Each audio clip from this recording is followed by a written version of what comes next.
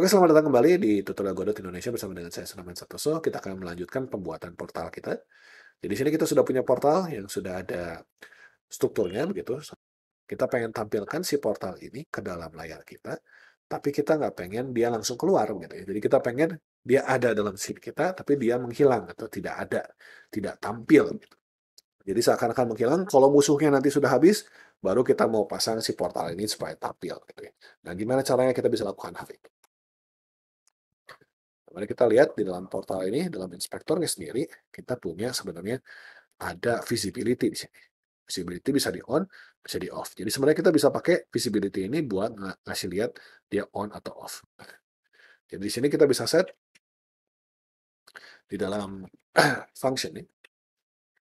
Jadi teman-teman bisa pasang di function init seperti ini. Atau teman-teman juga bisa langsung checklist di sana gitu ya. Tapi di sini saya pengen ngasih lihat aja seperti apa visibility-nya. Visible-nya di sini adalah false gitu. Jadi kita bisa pasang dia supaya begitu mulai si portal ini akan tidak kelihatan gitu. Oke. Jadi kalau saya lihat, jalankan. Nah, kita bisa lihat dia di sini tidak terjadi apa-apa gitu ya. Tidak ada apa-apa di sini. Oke. Nah, saya pengen kalau misalkan pemain saya sudah mencapai suatu state tertentu, misalkan menangnya antara itu nanti ngambil brain atau misalkan bunuh musuh, kalau sudah menang baru kita tampil si area 2 dimensi ini, si portal ini. Nah, gimana caranya? Kita bisa pakai dengan berbagai macam cara. Di sini saya pengen punya signal. Signalnya namanya win, misalkan. Atau player win deh, player win. Nah, kalau player win, maka dia akan mengeluarkan portalnya di sini. Jadi kita akan pasang sinyal itu ke diri sendiri. Jadi kita akan ke sinyal. Kalau player win, tolong kita connect dengan satu buah fungsi namanya on portal player win. On portal player win ini saya akan set visible-nya jadi true. Jadi di sini kalau misalkan saya menang, dan kalau misalnya pemain menang, maka tolong dikasih visible-nya true. Gitu ya. Nah, kita akan cek aja langsung di scene 1. Supaya lebih sulit sedikit, kita akan pilih aja yang brain aja deh ya. Kita jadinya kalau misalkan semua brain sudah keambil, baru portalnya keluar gitu. Nah, gimana caranya kita bisa lakukan itu? Oke, nah berarti sekarang kalau misalkan kita pengen menghitung, kita bisa tambahkan setiap kali tambah poin ini kalau sudah nabrak dan si brain-nya berkurang begitu ya, kita bisa set di sini. Kumpulan musuhnya kita hitung kembali ya. Kumpulan musuh adalah misalkan dolar brains detik get children.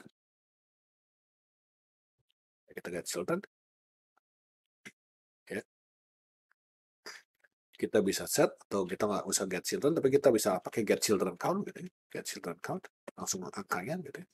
Kalau angkanya sama dengan 1, maka berarti sudah menang. Maka kita bisa bilang portal titik image signal sini player win. Nah, kenapa nggak kumpulan musuhnya sama dengan 0? Karena di sini kita ketika musuhnya kena tembak, ya kena poinnya nambah, si musuhnya sendiri belum hilang sebenarnya. Tapi kita ada waktu beberapa sampai dia menyelesaikan animasi baru hilang gitu kan. Jadi biar aman di sini, lebih baik kita kumpulan musuhnya sama dengan 1 aja. Gitu ya. Kita play aja. Ada cara lebih baik nggak? Ada cara lebih baik. Yaitu teman-teman tunggu sampai si musuhnya baru hilang, baru kita tambah poinnya gitu ya. Itu bisa aja. Nah, kita sudah, sekarang kita bisa lihat, begitu sudah diambil semua brain-nya, maka si portal kita sudah keluar di sini. Tinggal kita masuk ke dalam portalnya. Oke. By the way, portalnya ini kan di atas daripada zombie kita ya, jadi kalau pengen supaya si portal di belakang, kita taruh aja di atas. Oke. Dan sekarang kita mau coding gimana caranya kalau musuh kita, pemain kita masuk ke dalam portal, maka kita pengen si portalnya animasi, lalu kita akan pindah scene gitu. Tapi sebelumnya kita harus bikin scene baru dong ya. Maka kita bikin scene baru dulu. Kita akan bikin scene baru. Scene ini isinya 2 scene aja, tapi kita akan pasang canvas layer. Jadi kita akan pasang tulisan aja ya, tulisan sebuah label dalam canvas layernya.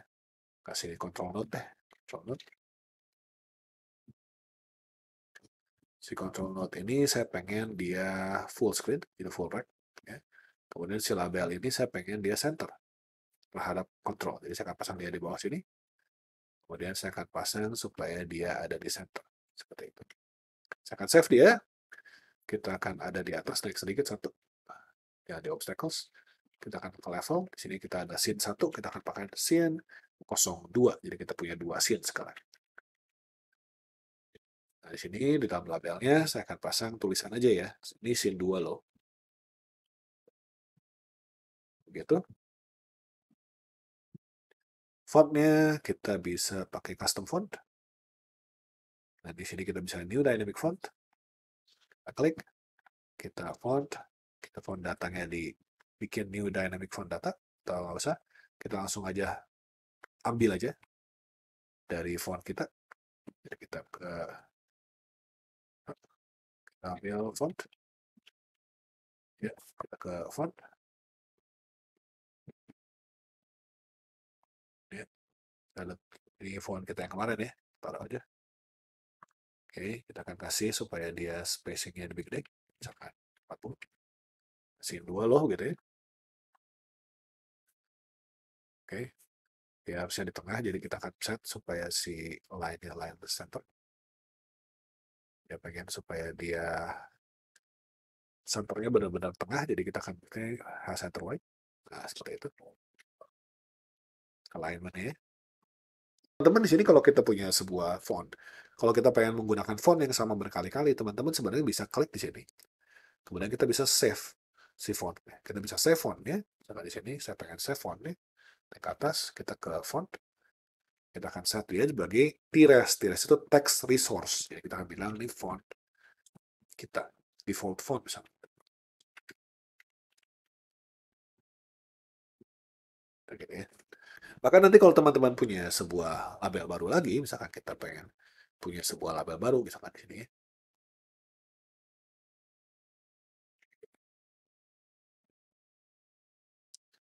Maka si label baru ini bisa kita langsung set si fontnya, label baru ini, label 2 ini. Ketika kita bilang font, kita bisa langsung load, menggunakan load yang default font yang tadi. Gitu ya, dari teman-teman bisa menggunakan, bisa nge-save si fontnya jadi sebuah resources gitu ya. Ini cuma buat kasih tahu aja. Oke, itu dari aja. Jadi kita udah punya scene 2. Oke, sekarang kita mau bikin codingan di dalam portal kita supaya kalau pemain masuk ke dalam si portal kita, maka kita pengen pindah ke scene 2. Oke. Berarti kita di sini kan kalau on portal body enter, ya berarti kalau portalnya sudah masuk, kita akan bilang tolong get tree. Karena kita pengen ambil game secara keseluruhan, si tree-nya, maka kita panggil get tree. Kita mencari node yang paling atas, get tree itu ya. Kita bilang tolong change scene.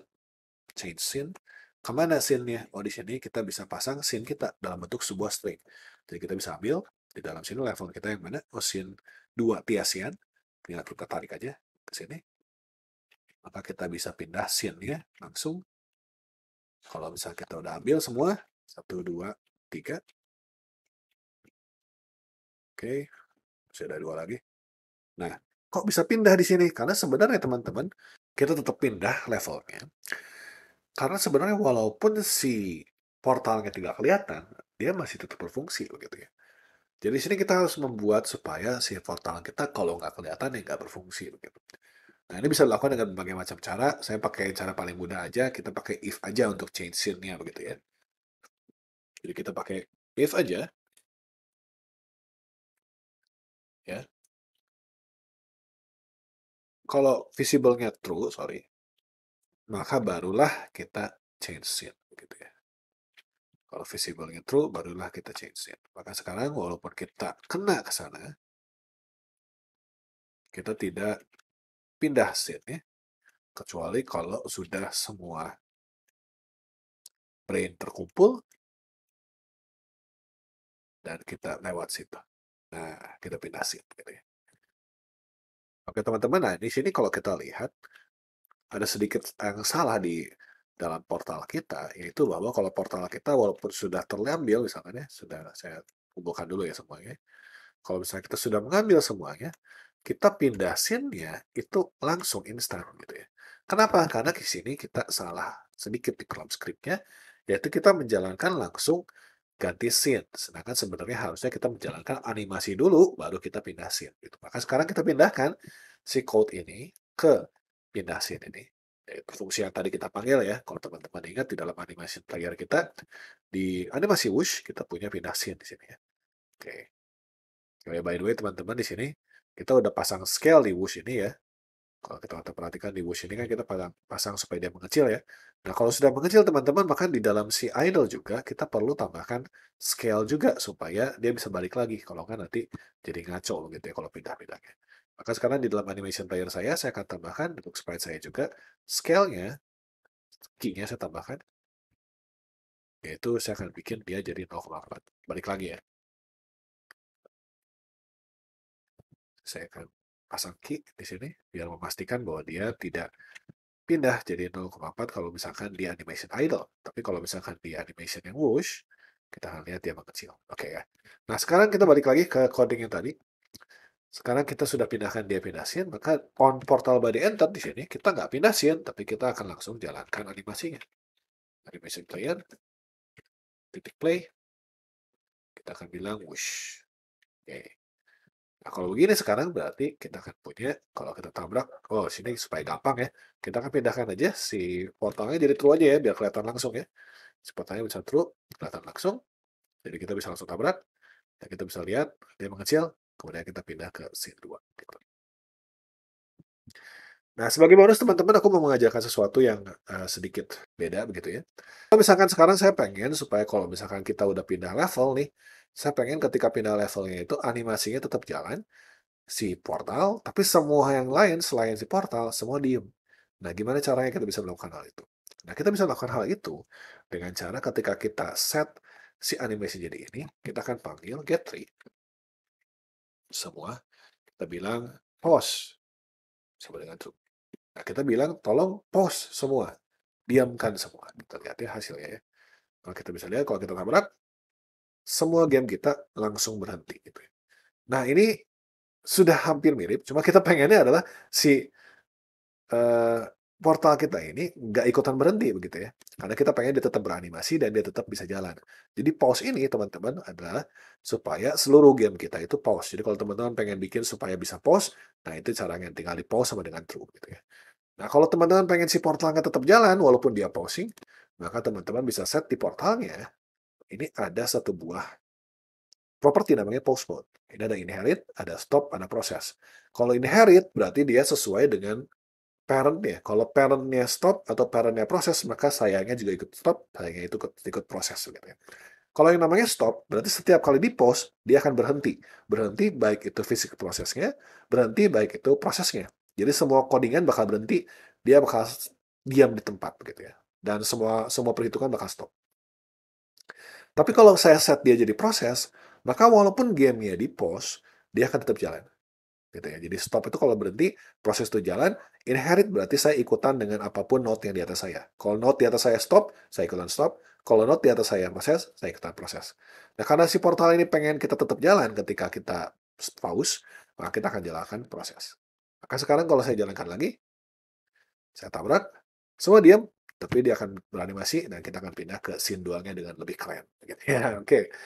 Oke, sampai sini dulu saya rasa untuk video kali ini. Kita akan bertemu lagi di video mendatang. Semoga bermanfaat. Terima kasih banyak atas perhatiannya.